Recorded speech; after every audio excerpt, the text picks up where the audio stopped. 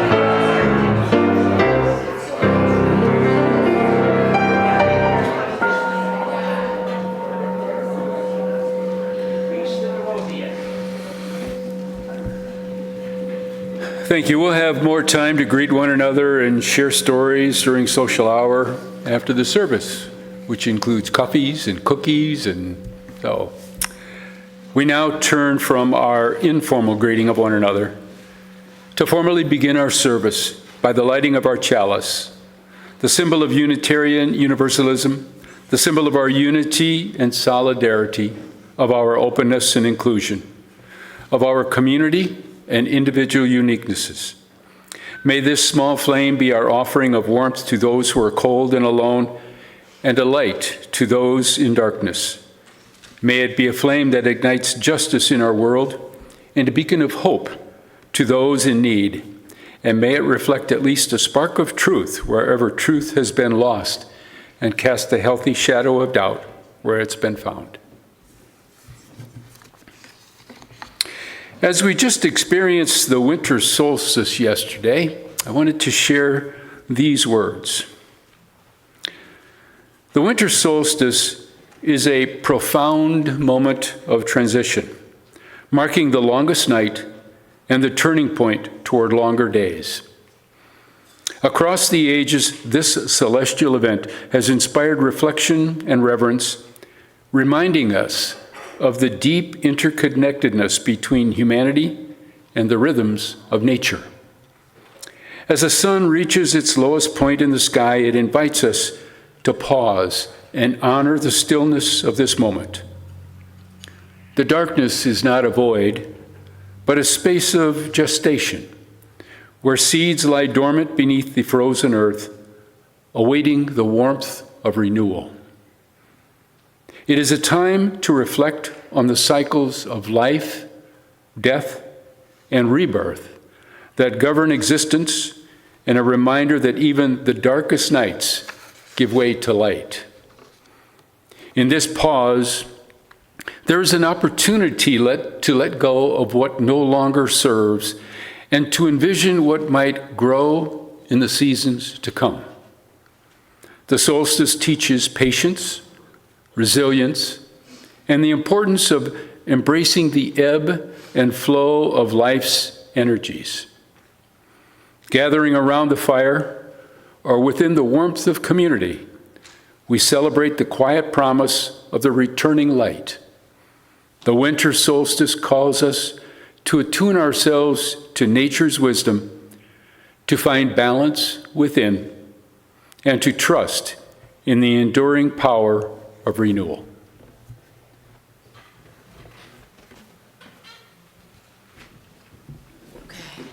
All right, let's rise and turn to 148 for Let Freedom Span both east and west.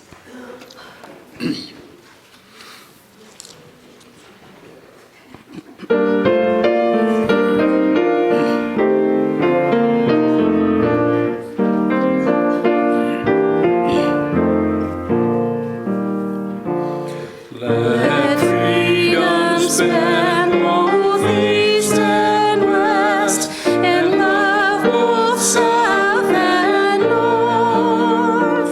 Yeah,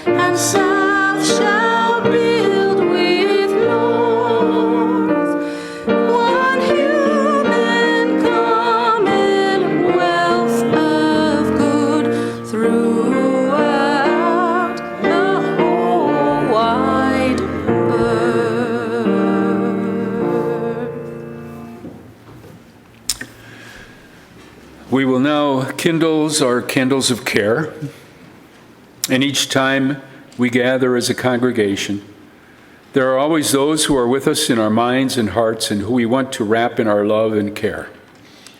We kindle candles of care for those experiencing war in Ukraine and the Middle East, for those in London who experienced this tragedy last evening. Let us share a moment in silence, embracing others who are here and here in our hearts and minds this morning. You're welcome to say their names aloud as you're willing and able.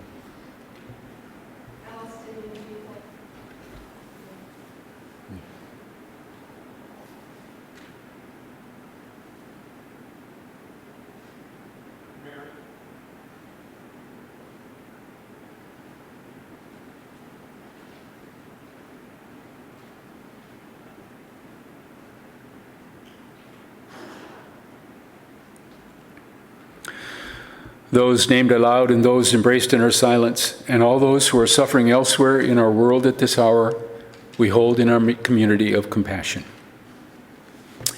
We now gratefully give and receive this morning's offering, which sustains this community and its mission to the larger world.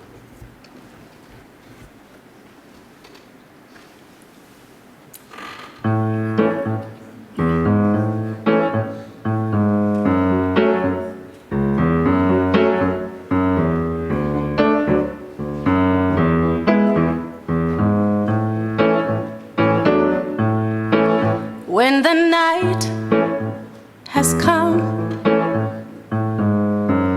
and the land is dark and the moon is the only light we see,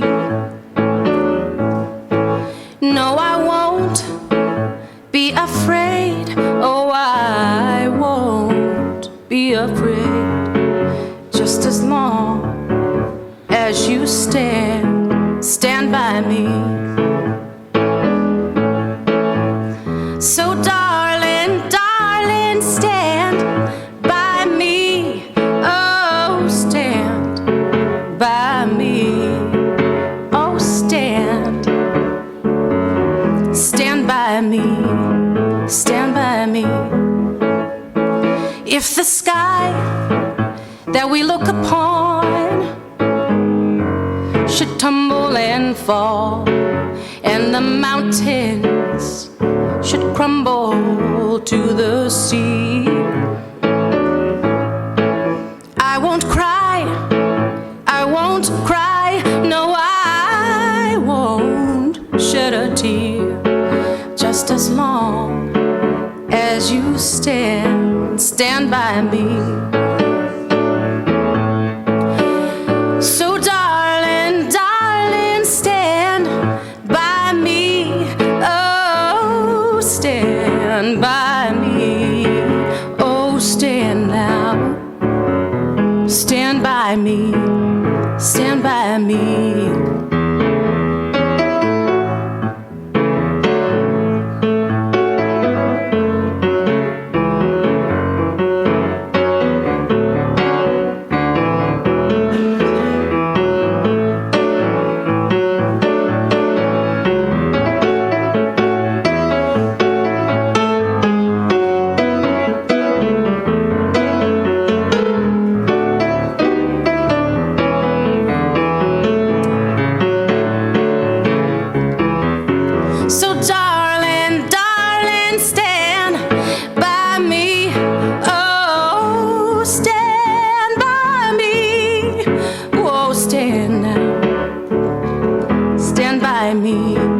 Stand by me. Whenever you're in trouble, won't you stand by me? Whoa, stand by me. Won't you stand now? Stand by me. Stand by me.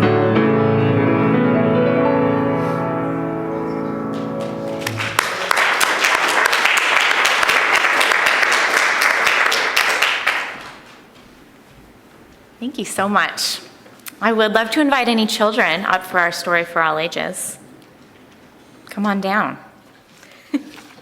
Today's story is by Gwen Matthews, and it is called A Baby Was Born. Once upon a time, a baby was born. Even before that baby was born, there were people waiting and wishing and hoping for that baby.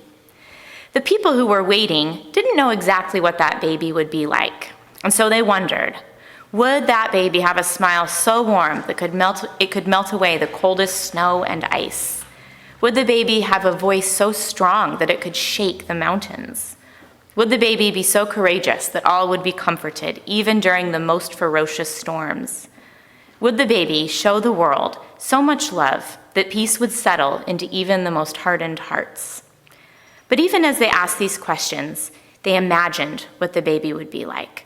The people who were waiting and wishing and hoping for the baby already believed that the baby would indeed have a warm smile, a strong voice, a courageous spirit, and a loving heart. And they weren't wrong. When Jesus was born, his tiny body was wrapped up to keep out the cold. He was laid down on straw in a trough that was used to feed the animals inside of a barn. His young parents, who were proud and exhausted, had been forced to take a long journey far from home. Jesus' parents were just two of the people who had been waiting and wishing and hoping for him to be born. But there were other people too. These people saw hurt and suffering in the world, and they believed that this new baby, Jesus, could use his voice to spread a message of love and peace, and they knew it would take courage for him to do so. But Jesus wasn't the only baby that people have waited and wished and hoped for. People also waited and wished and hoped for every single one of you. Before you were born, there were people waiting and wishing and hoping for you. But those people didn't know exactly who you would be like. And so they wondered, would you be kind? Would you be brave? Would you show love? Would you spread peace and joy? But even as they asked these questions, as the people who were waiting and wishing and hoping for you imagined what you might be like, what kind of person you might grow up to be, they already believed that you would be kind and brave and loving, and that you would spread peace and joy in our world. They knew that you could help ease the suffering and hurt in the world, and that you would speak out against violence and oppression. And they weren't wrong. Please join me now in singing the children out to Children's Chapel.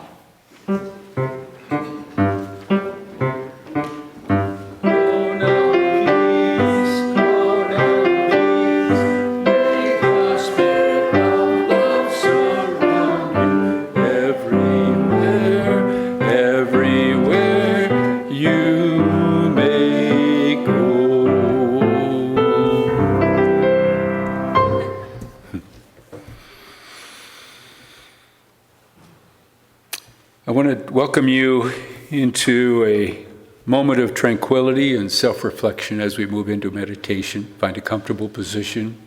Close your eyes if you wish. Take a deep breath in. Breathe out. Let go of the chaos around you today. Allow yourself to be present in this peaceful space, embracing stillness and inner calm. In this fast-paced world, carving out this time for yourself is a precious gift. Feel the tension melting away with each breath you exhale. Embrace the serenity of this moment, letting go of worries and distractions.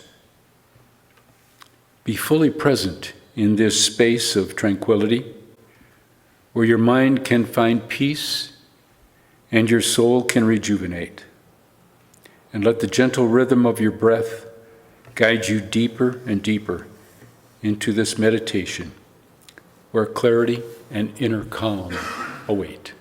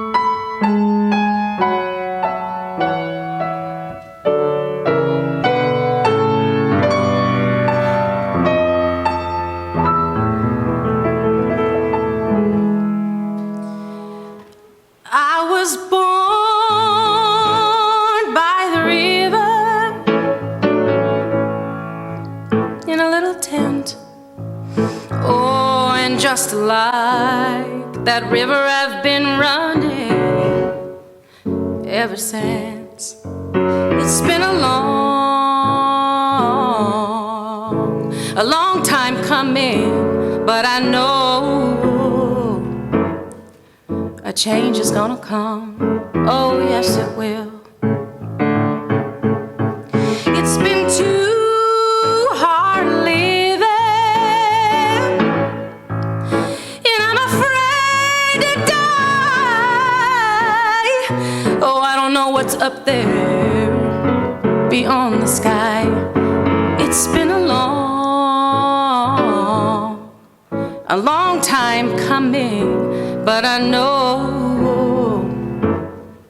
a change is gonna come.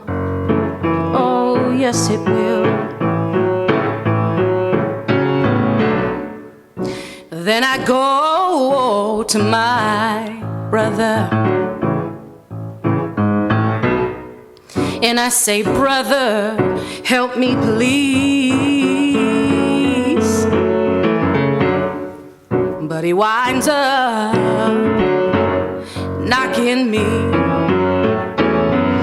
He knocks me back down on my knees.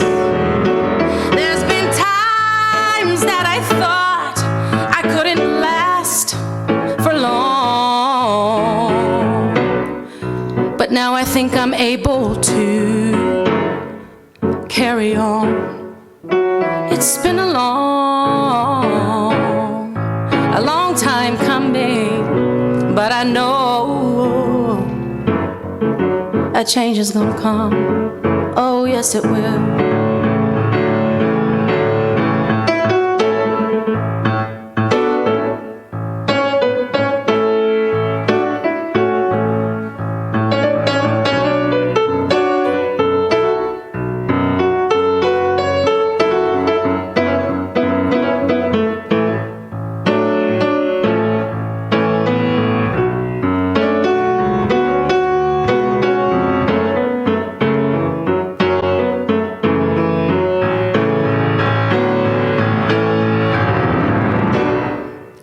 Well, then I go to my brother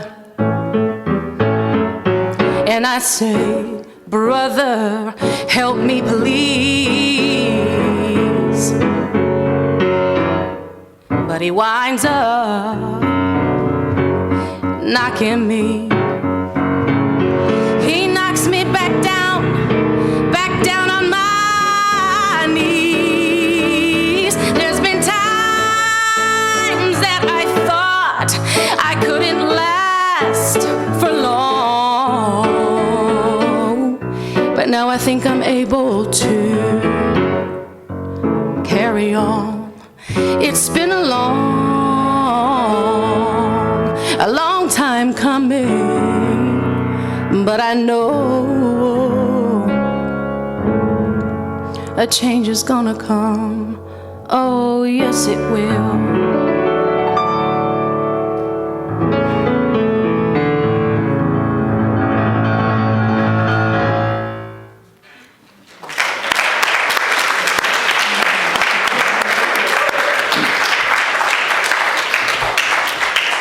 Amazing. Thank you. Very good. Books to Prisoners Spokane was founded in 2017 by Ryan, Louise, and Micah KJ after they were introduced by a mutual friend who had heard each of them separately express interest in starting such a project. Since then, the all-volunteer membership of Books to Prisoners has continually and organically evolved. Current collective members are writers, artists, musicians, educators, community organizers, students, and activists with diverse personal and professional backgrounds. Many of them have roots in Spokane, while others have found a home here more recently, and they are united by a love of books, a passion for education, and a commitment to seeking justice for all. So please join me in welcoming the team of the Books to Prisoners.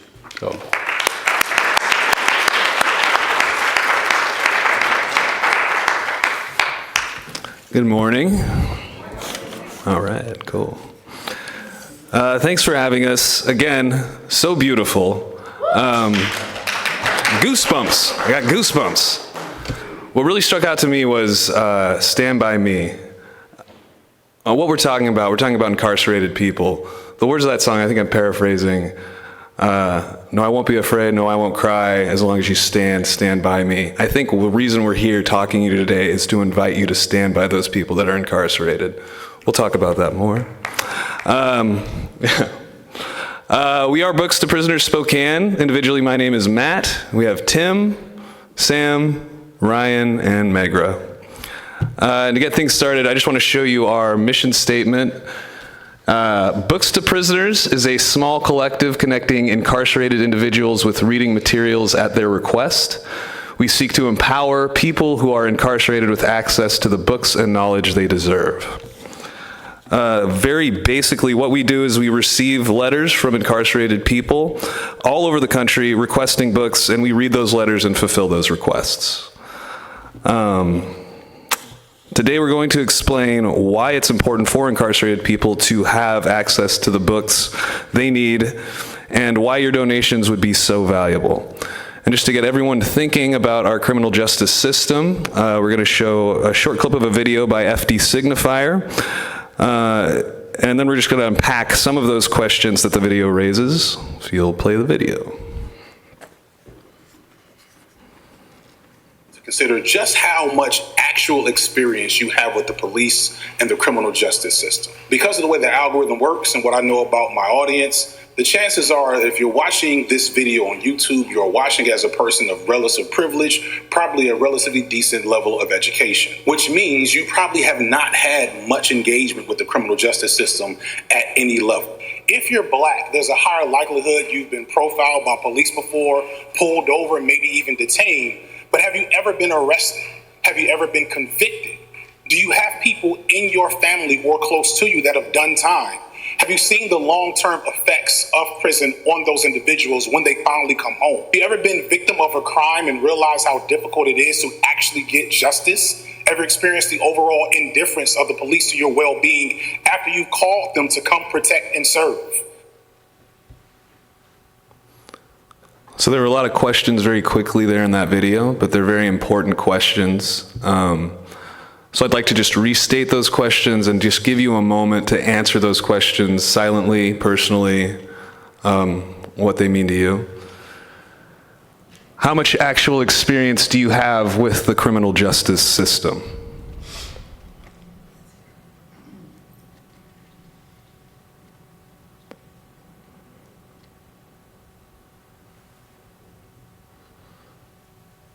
Have you been arrested?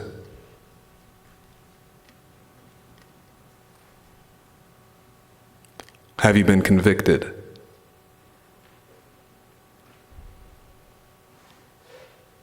These are two very different questions.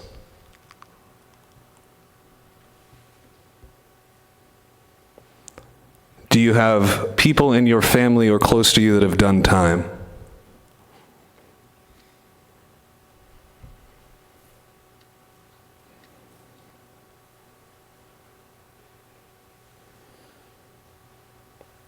Have you seen the long-term effects on those individuals when they come home?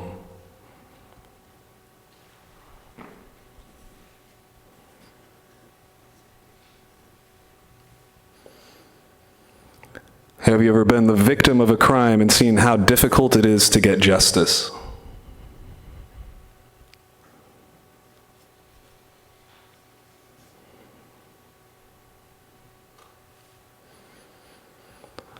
Have you ever experienced the overall indifference of the police to your well-being after you call them to protect and serve?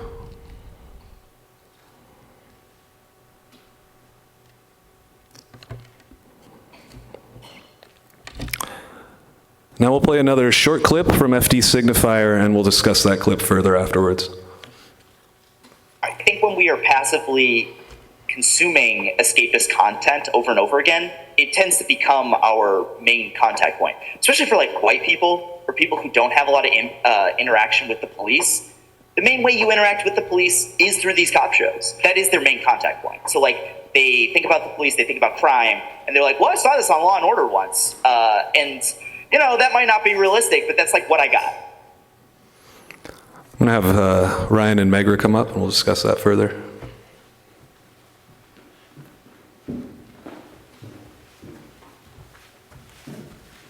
Hey. So, hey. Not all of us have been directly impacted by the harms of the carceral system. Generally, our work does not bring us into direct contact with the facilities that house the people we serve, except sometimes to drop off books. Our real contact with people on the inside is through the letters they write us. Letters turn the inside out, providing an opportunity for inmates to share a bit of their lives. Some of the letters we receive contain simple requests for specific titles or certain genres.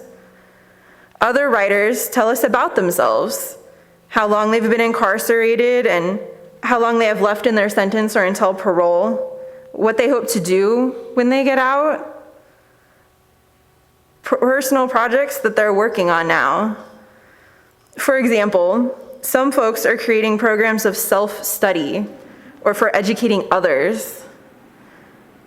The requests from people seeking educational materials illuminates the dearth of such programs and resources in many institutions.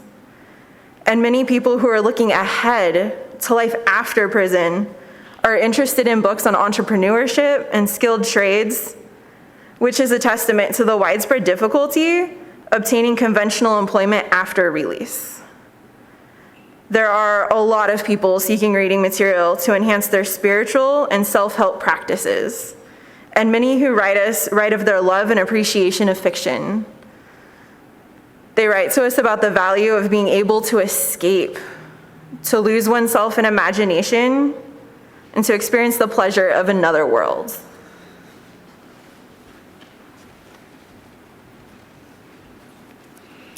Folks often reference books we've sent in the past, letting us know what they thought of them. Sometimes they tell us they've already passed these books along to a friend or plan to. We also receive letters of simple thanks with no requests attached, and cards, drawings, and poems.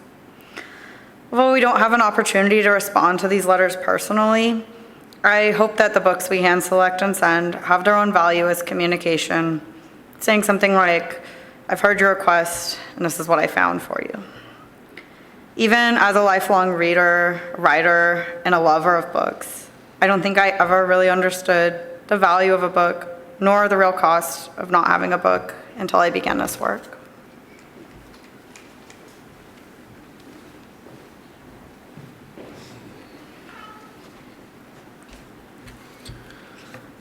Our justice system imprisons people on both sides of the prison walls. And to explain what I mean, we're going to show another brief clip from FD Signifier. He's now aging out of Georgia's foster care. Christian considers it a legal system that failed him. The chaos from moving to foster home to one day this year, somewhere truly unexpected. This Department of Family and Children's Services office is where he was living. It didn't make sense to me why this was happening to me. When I came in, I saw a lot of blankets on the floor, a lot of things on the floor. There was not a lot of food in there. DFACS, the agency tasked with protecting kids, housed foster youth in its county offices for months on end. We're staying here because they don't have nowhere for us to go. Currently, about 2.7 million children in the United States have parents in jail or prison. That's 1 out of every 28 children, or about 1 student in every classroom. I'm a behavioral interventionist teacher. I work with students who struggle with behaviors that interfere with their learning or the learning of others. They need individual education plans and cannot learn in traditional classroom environments. They often have learning disabilities, a term I hate because we all learn differently, and often what we label as a disability is just something we don't fully understand. They are students who get suspended frequently, are loud and disrespectful, and sometimes violent. and the majority of the students I work with have parents involved in the justice system. These children are serving a sentence for a crime they did not commit, and it's a life sentence. These children bear the true weight of our justice system. There are three main ways these children get to stay in contact with their parents while they are incarcerated. In-person visits, which can be challenging because of the distance they may need to travel. Prisons are also an intimidating environment, and it's a lot to see your parent in that situation. Prison phone calls and video calls are an option, but can be very expensive, which is an obstacle for many families. Letters are the cheapest option, and can be kept as keepsakes and read again and again. We provide notebooks for incarcerated people to maintain this connection. Reading to children while in prison can be an incredible way to stay connected, whether it be during in-person visits or over phone and video calls. Books are a great way to communicate some of the lessons that are so important for children to learn from their parents. The following letter is from a woman who grew up while her mom was in prison, and the mother did a beautiful job of maintaining and strengthening their relationship through books.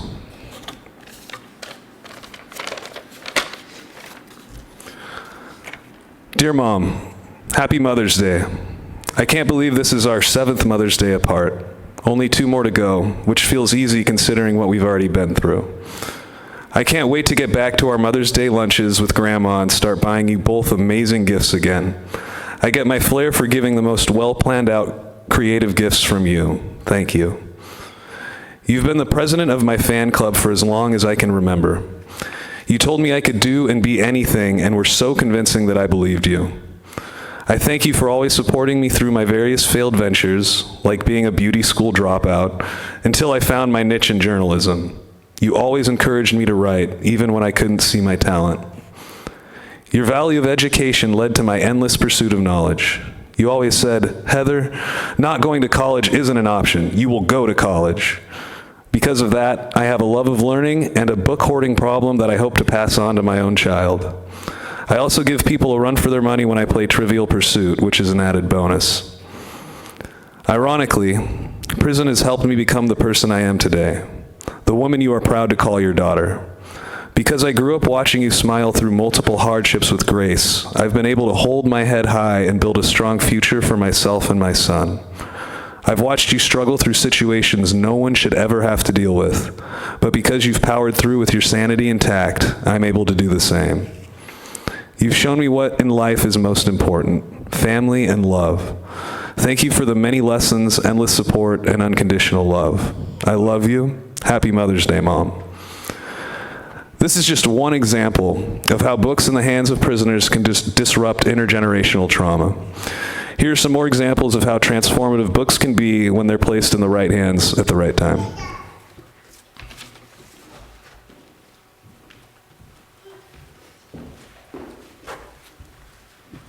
Okay, so Chris Wilson was only 17 years old when he was given a life sentence.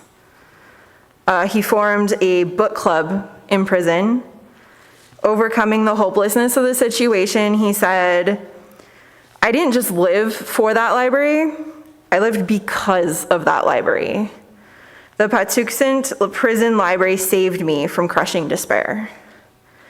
Wilson not only earned his high school diploma, but he also learned several languages and earned a college degree, crediting books.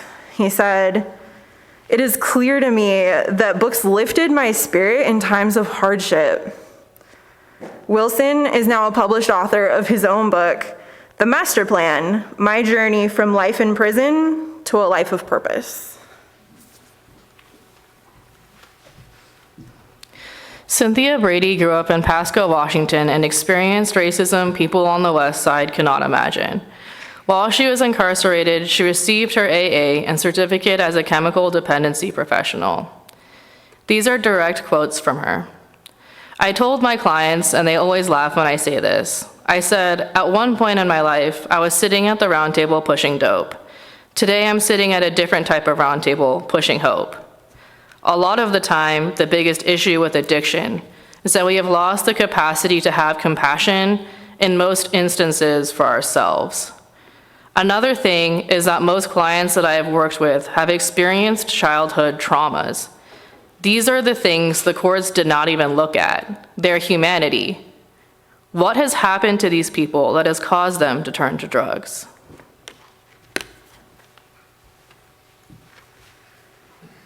Sean Pica was sentenced to 24 years in prison when he was just 16 years old.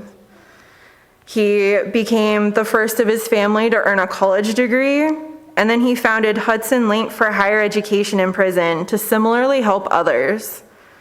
This program leads to opportunities and only 2% recidivism versus 68% nationwide. Part of the success is their re-entry program for alumni. Pica said that he witnessed how learning created a flicker of joy amid the isolation, and it led to more letters written to loved ones, more community. Books were the snowball of humanity.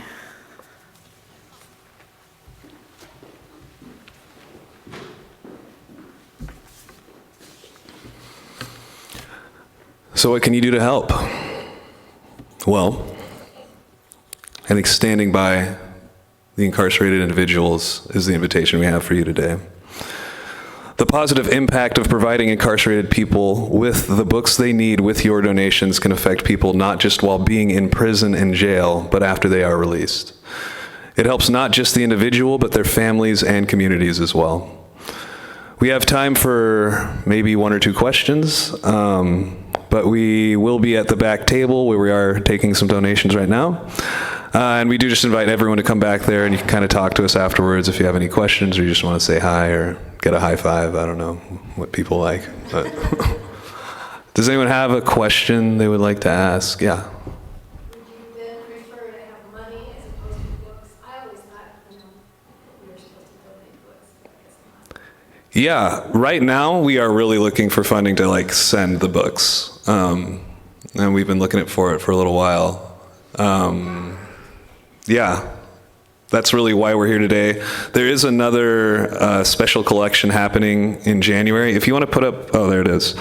So there's what do you call it? If you ever do have books and you're like, oh, I want to donate some books, send us an email because we do get specific requests about different authors we may be looking for, or different genres that we're looking for. So just dropping off a box of books, while helpful, sometimes isn't so helpful. We're actually located on that wing over there in a little room. So there's a limited amount of space we have to keep books. So that's just kind of we want to have books that we're going to send because we are getting requests for specific things, and we like to meet those requests and honor them. Yeah. How do incarcerated individuals hear about you and know to write you letters to request the books? Ooh. Ryan, you want to answer that? Can you hear me or should I get on the mic? We got a special one.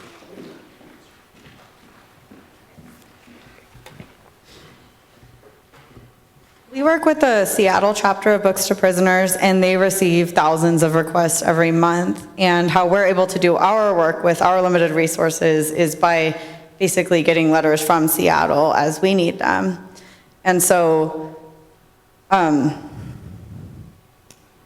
Seattle Books to Prisoners has been operating since the 1970s.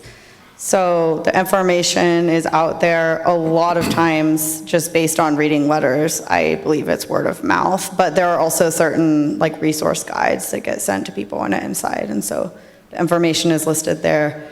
We also have had bookmarks in the past that were sent into various facilities with our address at PJALS, because PJALS is our fiscal sponsor, so occasionally people find out about us that way, but a lot of it is word of mouth and those kind of circular materials. Yeah, it does feel like we get letters that are someone that's incarcerated, somebody else gets a book, and they'll because somebody will read the book and then they hand it off to somebody else, and they'll be like, well, how'd you get a book? And oh, I wrote to Books to Prisoners. And so we get a lot of letters that are oh, I just heard about this, I didn't know you guys existed. So yeah, a lot of word of mouth. So do you just send books to the institutions in Eastern Washington as opposed to any other place? We send them all over the country, so... Yep. We have like a special, we send like a book or a box of books a month to the prison in Airway Heights. We also just gave some books to the Juvenile Detention Center, but we'll get letters from all over the place. One thing that is kind of important to know is that a lot of prisons don't allow hardback books. So paperbacks we can basically send anywhere. And I think it's only Texas receives, or something like that, receives hardback books at this time.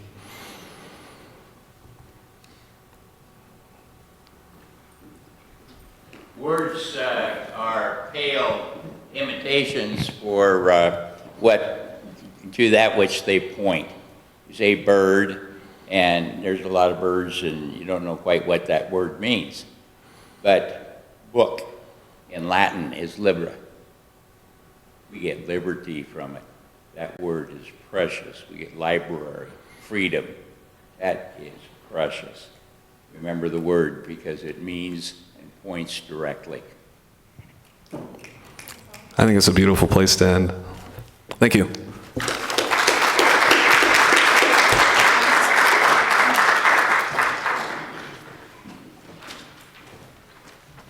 All right, let's sing together, I'm on my way, which is 116.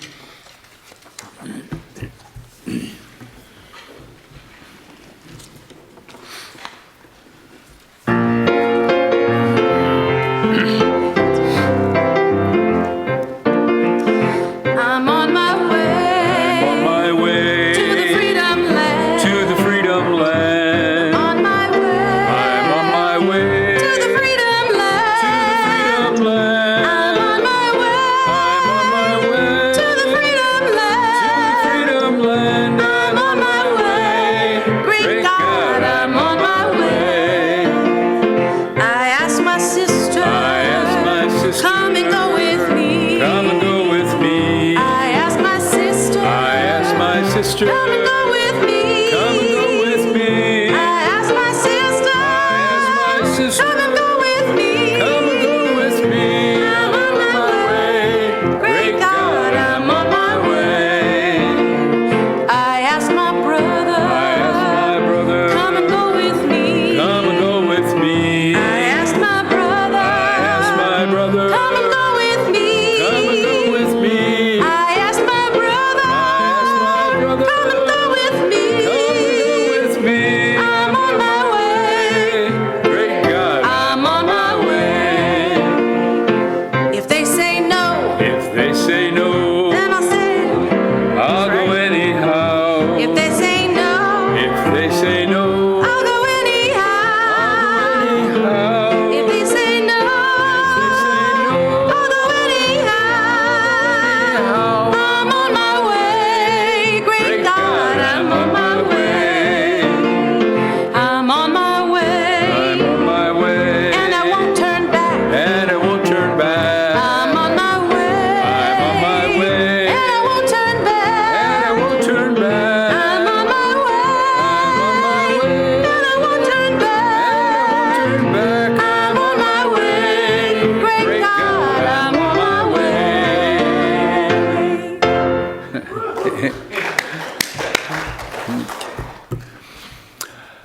As we depart today, I want to share these closing thoughts.